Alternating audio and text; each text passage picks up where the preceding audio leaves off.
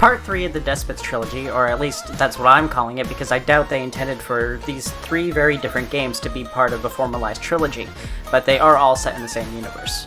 So that's what I'm calling it. Anyway, Part 3 of the Despot trilogy by Confa Games, Slime 3K, is a new entry where the gameplay swerves way off course and into the crowd just like every entry prior to this did. This isn't a rip on it. Each entry is a fresh twist on the game's respective genre, not only implementing each genre's standard set of mechanics and gameplay, but also mixing them up a bit, meaning that if you're someone like me who's on their, the 33rd Bullet Heaven game, there's still a game, or at least a dev team out there, dedicated to providing a new experience even in this genre that is heavily oversaturated, that I simultaneously love, but also when playing a lot of these games I do want to die. So Slime 3K puts you in the gooey role of Slime Bro who wants to exterminate all of humanity. Same brother, I feel ya. So we go in and we do just that. We get into the game and there's a choice of a Slime Bro archetype. Slime Bro might look pretty much the same in each of these archetypes, but each one plays differently than the last.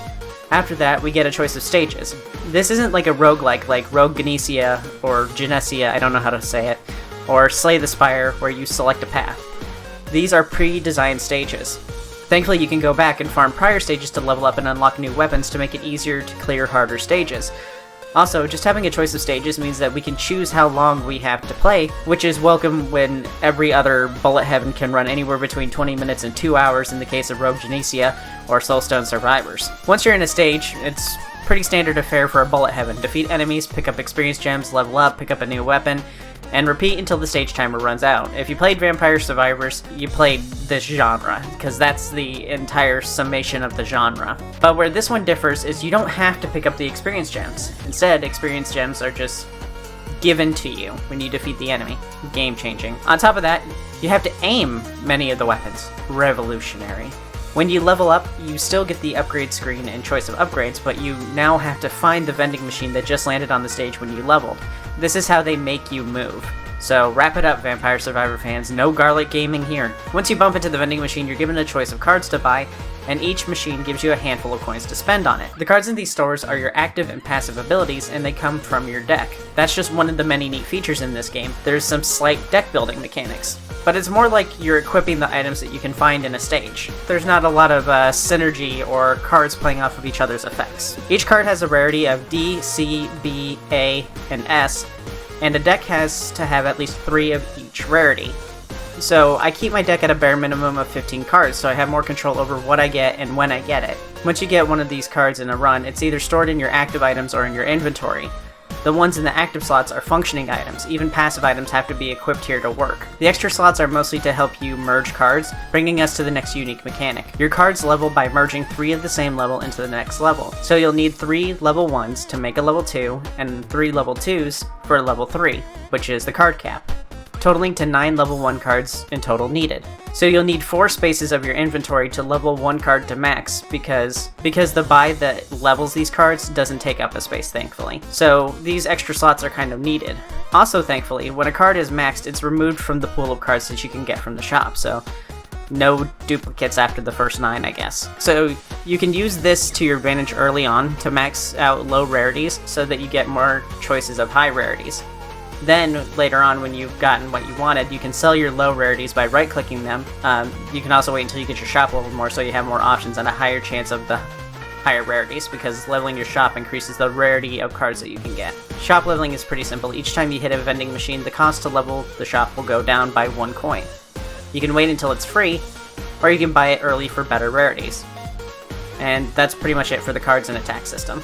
The gameplay will follow the loop of you defeating enemies, hitting up vending machines, and then hitting up buffs that drop like heals, defense boosts, speed boosts, gumball machines that are kind of like bombs, and DNA that is used for meta progression. You'll notice early on that this game has way too many enemies. In this, there are so many enemies that you don't really get a chance to run. You kind of have to revel in the chaos. This can sometimes lead to your game chugging if you're not on top of defeating enemies, but playing in slow motion has its advantages too. Who needs fast reaction time when the game runs at half speed? Kidding though, it's usually not too bad. It would really benefit from something like Risk of Rain's enemy management. When there are too many regular mobs in Risk of Rain, the game will despawn some and replace them with an elite.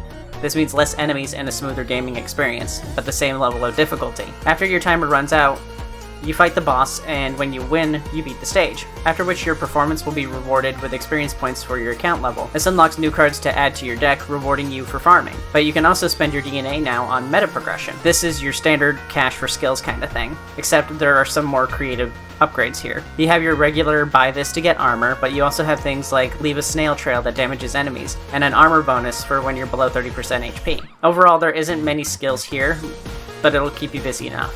But because of the stage progression and getting consistently harder, you'll eventually buy everything, but you'll eventually reach a point where the skills won't matter and your deck building will be the deciding factor in your victory. Not like other Bullet Heaven games where you're always just a bit ahead of the game, especially in Elemental Survivor where there isn't a hard cap to many of the skills. Overall, this is one of the better Bullet Heaven games, and nowhere near as derivative as the majority of Bullet Heavens. I played over 30 Bullet Heaven games, with over 200 hours spent playing them, and this was new enough to make me go out of my way to play it. I just ordered an emulator handheld so that I could play classic games on the go, and it arrived the same day that I started playing this, and I chose to play this and review this instead, even though I have shiny brand new toy in my house now. Anyway, I won't give a score. My expectations for this genre are going to be very different from the average person, so I don't want to rate something low and make you think it's bad, when you yourself would probably enjoy it.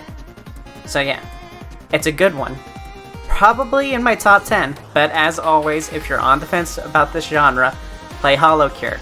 It's free, and if you can manage to sit through VTubers and anime, then you might actually like the genre.